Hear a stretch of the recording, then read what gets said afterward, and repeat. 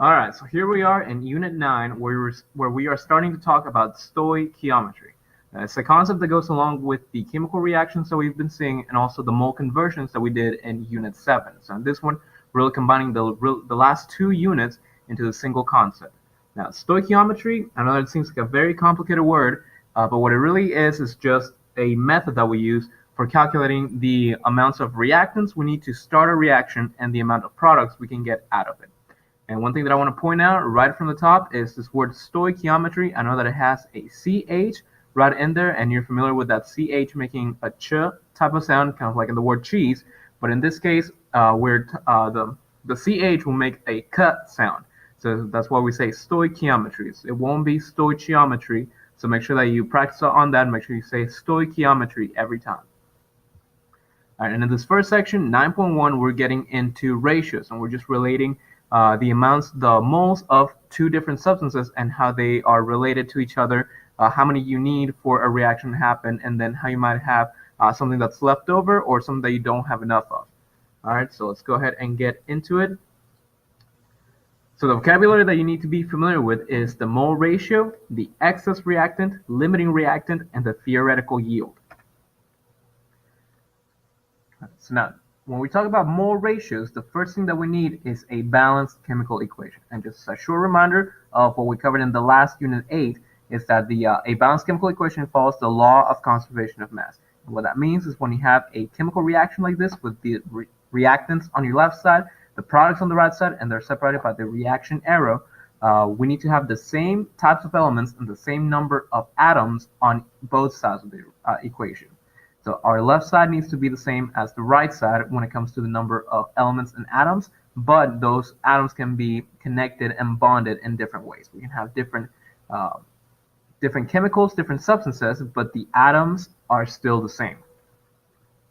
So just a reminder, I want to make sure that everyone is clear on this one, is that in our chemical equations, we have the chemical formulas. These are the ones that tell us what type of substance we have. This is the identity of it. And the subscripts go along with that. We cannot change these subscripts that go behind each element. But what we can change is the coefficients that go in front of each type of substance. And this tells us how many moles of each substance we can have or what we need. So remember, for our mole ratios, we're going to be focusing on the coefficients, and this is where we get the ratio, or sorry, this is where we get the number of moles to set up our mole ratios. And all we're doing with a mole ratio is just like a normal ratio where we compare the amounts of two different things, two different substances, two different chemical formulas in these examples. All right, so if I wanted to pull an example and compare the amount of C2H2 that I need for my O2, I can just go to my balanced chemical equation and pull the coefficients of that. So I can say that for my C2H2, I would need 2 moles of it, and to match that, I would need 5 moles of oxygen gas, O2.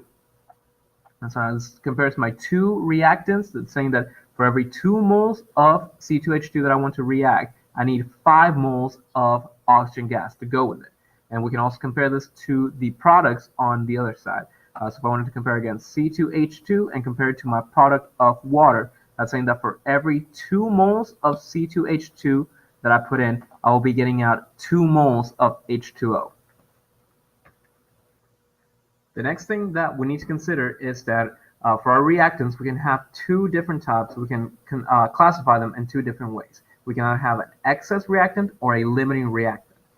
So where that comes from is that when we have a balanced chemical equation, it's very easy to say the perfect mole ratio, right? We're talking in theoretical terms. And so when we pull the mole ratio from a chemical equation and everything is perfect, we call that the theoretical yield. But in practice, it's actually really difficult to measure out an exact amount of moles of a substance in a lab. Alright, so our amounts are not always perfect. There's got to be a little bit of wiggle room in that too.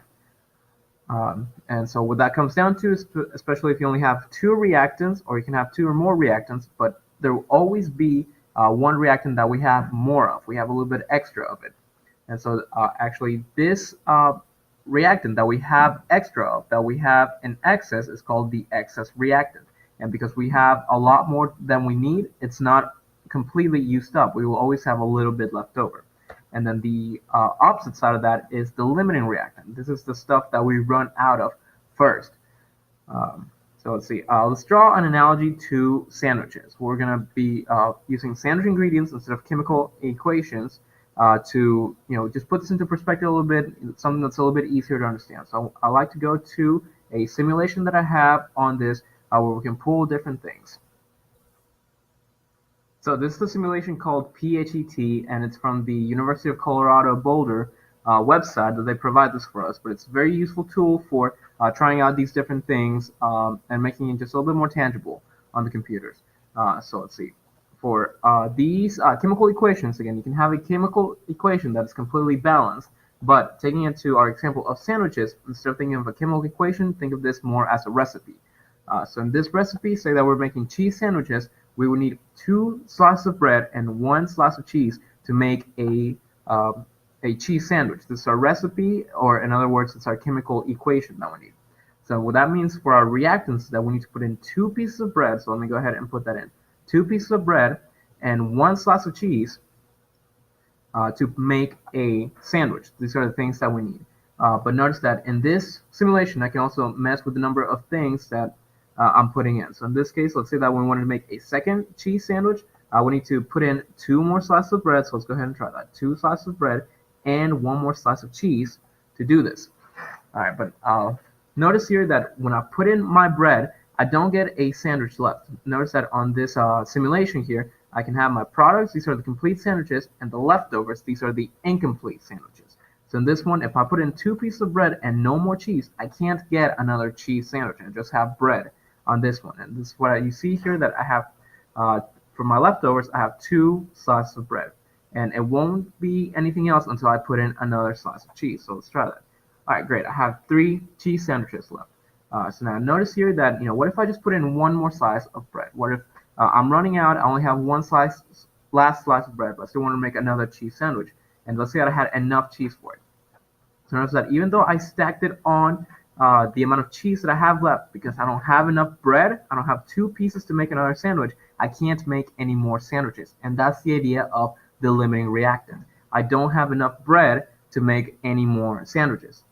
And so one thing that I need to point out here is that, in real life, you can get away with just making a single slice, making a sandwich with just 1 piece of bread. But in these simulations, we need to have perfect ratios. That means that for every slice of cheese, we need 2 pieces of bread. Without those 2 pieces of bread, we can't make any more sandwiches. And we can relate that back to the examples that we have for chemical equations. So here's the reaction that would make water, just combining hydrogen gas and oxygen gas. By the way, this would launches rockets into space. So I think it's a pretty neat reaction. But anyway, in this simulation, just what we're focused on is that we need to have the exact ratio. We need the exact number of pieces to go forward with this reaction. So again, I can put in follow my chemical equation, follow my recipe of 2 pieces of hydrogen, and notice that in my products I still only have hydrogen. I haven't made any oxygen until I haven't made any water until I put in my oxygen. So notice here that if I were to put another molecule of water and 1 more molecule of hydrogen, notice here that I still can't make more water molecules, even though I have plenty of oxygen to make 2 water molecules. I don't have enough hydrogen, and without having enough hydrogen, I can't make more water molecules until I add more. So again, this is the idea of the limiting reactant. I'm missing some piece to keep me from doing my reaction more times.